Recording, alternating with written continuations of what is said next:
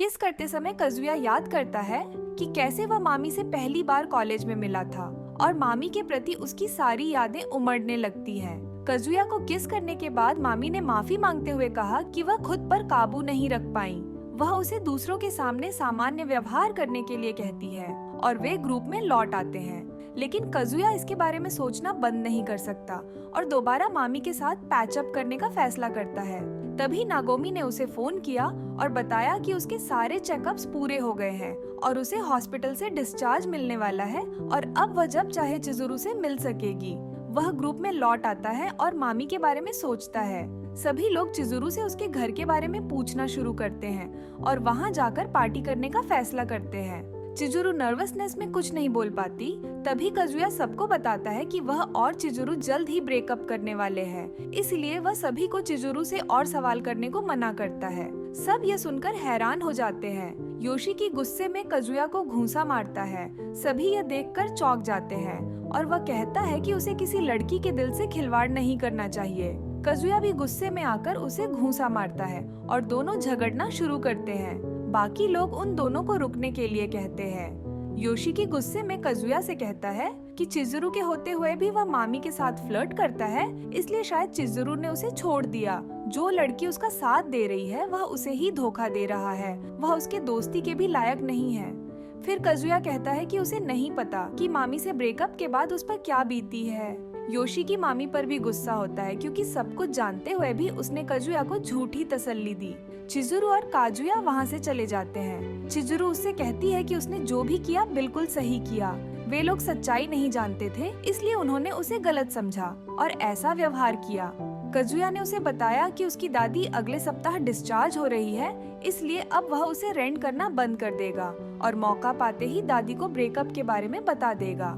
चिजुरू बताती है कि उसकी दादी भी अगले सप्ताह डिस्चार्ज हो जाएगी और ब्रेकअप की बात सुनकर जल्द ही उन दोनों के रिलेशनशिप को भूल जाएगी।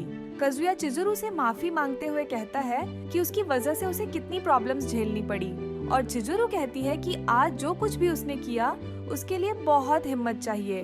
वह इस बात से काफी इम्प्रेस है। फिर दोनों अलग हो जाते हैं और दोबारा न मिलने की उम्मीद करते हैं। चिजुरू अपने कपड़े लेने के लिए वापस जाती है, लेकिन अपने दोस्तों को बाहर उसका इंतजार करते देख वहाँ नहीं जा पाती। तभी योशिकी वहाँ आता है और उससे अकेले में कुछ बात करना चाहता है। रास्ते में कजुया योशिकी पर गुस्सा है क्योंकि बिना सच्चाई जाने उसने उस पर हाथ उठाया और उसकी दोस्ती पर भी सवाल उठाया। वह उन्हें साथ में देखता है और सोचता है कि कहीं योशिकी चिजुरू को उसके बारे में भड़का तो नहीं रहा है, इसलिए वह उन्हें सुनने के लिए छिप जाता है। योशिकी चिजुरू को बताता है कि वह काजुया को तब से जानता है जब वे किंडरगार्टन में थे। वह इस बात से सहमत है कि वह एक बेवकूफ है, लेकिन वह दिल का बुरा नहीं है। एक बार स्कूल में सभी ने मॉर्निंग ग्लोरी के पौधे लगाए, लेकिन उसकी वजह से काजुया का गमला गिर गया और पौधे का बीज खो गया। किस्मत से सबसे पहले उसी का पौधा उगा। सब कहते रहे कि वह एक साधारण पौधा है, लेकिन काजुया पूरी उम्मीद से अपने पौधे को रोज पानी देता और उसकी ड्राइंग बनाता। उसे बहुत बुरा लगता क्योंकि काजुया को नहीं पता कि वह मॉर्निंग ग्लोरी का पौधा नहीं है। अंत में उसकी मेहनत रंग लाई। उस गमले में बहुत सुंदर फूल उगा, जिसके लिए उसे फर्स्ट प्राइज भी मिला।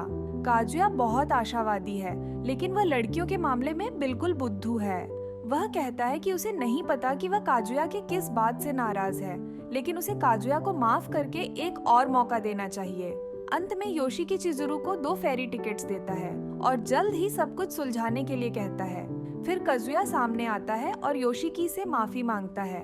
उन्हें एहसास होता है कि वह सब कुछ सुन रहा था। योशिकी वहाँ से चला जाता है और चिजुरू कजुया को उसकी टिकट देती है और कहती है कि वह योशिकी की बात सुनने के बाद फेरी के लिए मना नहीं कर सकती है। वापस आने के बाद उसे योशिकी को बताना होगा कि उन्होंने बात की और अलग होने का फैसला किया। फेरी पर चिजुरू की तबीयत खराब होने लगती है। कजुया उसकी फिक्र करता है, लेकिन वह कहती है कि वह अपने एक्स गर्लफ्रेंड को भुला नहीं सकता, तो उसे अपना बनाने के लिए पूरी कोशिश करनी चाहिए। कजुया मामी को डेट पर जाने के लिए पूछने का फैसला करता है। चिजुरू आराम करने के लिए अंदर जाती है।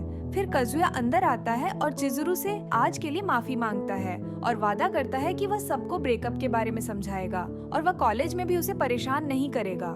तभी मामी उसे फोन करती है और वह बात करने के लिए बाहर चला जाता है। मामी कजुया से मिलना चाहती है। कजुया उससे मिलने के लिए सहमत हो जाता है, लेकिन समझाता है कि उसे आने में कम से कम 15 मिनट लगेंगे।